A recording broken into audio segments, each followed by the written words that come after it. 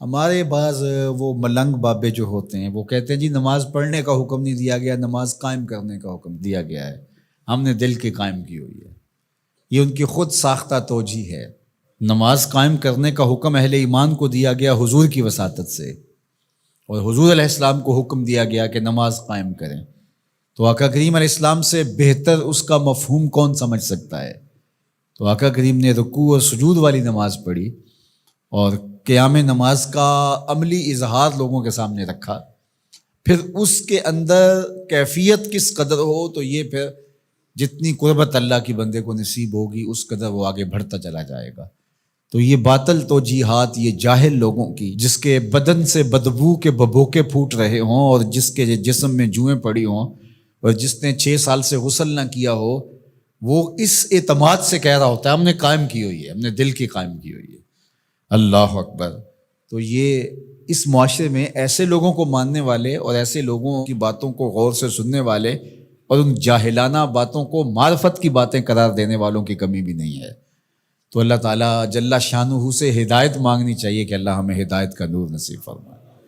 تو اقامت نماز سے کیا مراد ہے؟ اس کی فرائض کے ساتھ ادا کرنا، یا پھر رکوع سجود تلاوت کا اتمام اور اس میں خشوع کا اور خضوع کا اظہار اور اس میں مکمل ڈوب جانا کہ گویا تم اللہ کی عبادت کر رہے ہو تو اس کو دیکھ رہے ہو۔ اور حضرت عثمان غنی رضی اللہ تعالیٰ عنہ فرماتے ہیں کہ جس نے صحیح وضو کیا، حضور علیہ السلام سے روایت کہ جس نے صحیح وضو کیا جس طرح میں نے وضو کیا ہے اور 2 رکعت پڑھی اور اس میں اس کو کسی غیر کا خیال نہ آیا، تو اللہ تعالیٰ اس کے پچھلے سارے گناہ معاف کر دیتا ہے صرف 2 رکعت سے۔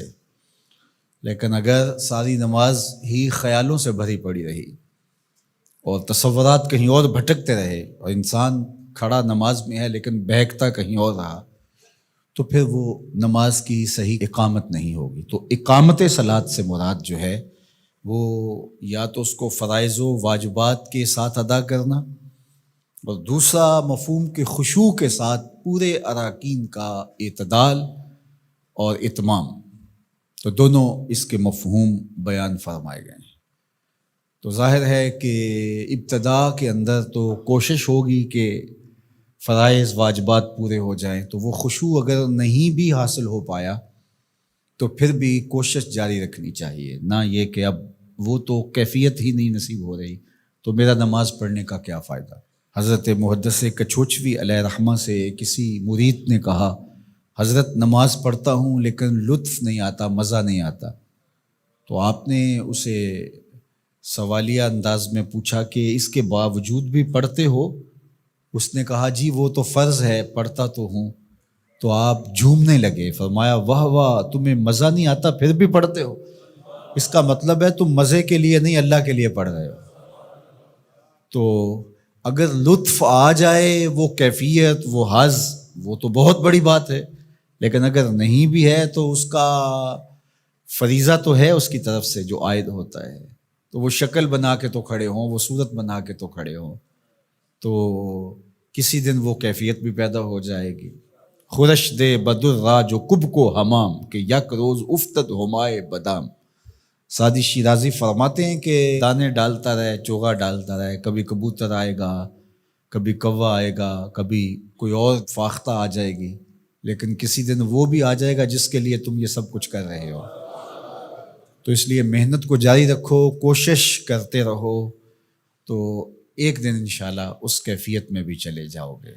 دروازہ کھٹکھٹانا چھوڑنا نہیں ہے، دستک دیتے رہو، کبھی تو بوا کھلے گا نا، کبھی تو آواز آئے گی کھلا ہے دروازہ آ جاؤ اندر، پھر اندر سرور کی وادی ہوگی، کیف کا جہاں آباد ہوگا۔ اور آقا کریم نے ہمارے لیے آسانی پیدا فرما دی کہ اللہ کی عبادت اس طرح کرو کہ گویا تم اسے دیکھ رہے ہو، اور اگر یہ نہیں تو کم از کم یہ کیفیت تو ہو کہ وہ تمہیں دیکھ رہا ہے۔ تو اپنی اپنی کیفیت ہوتی ہے، بہرحال نماز کو ترک نہیں کرنا، بھرپور کوشش ہو کہ خشوع و خضوع کے ساتھ نصیب ہو۔ تو نماز کی اقامت کا یہی مفہوم ہے۔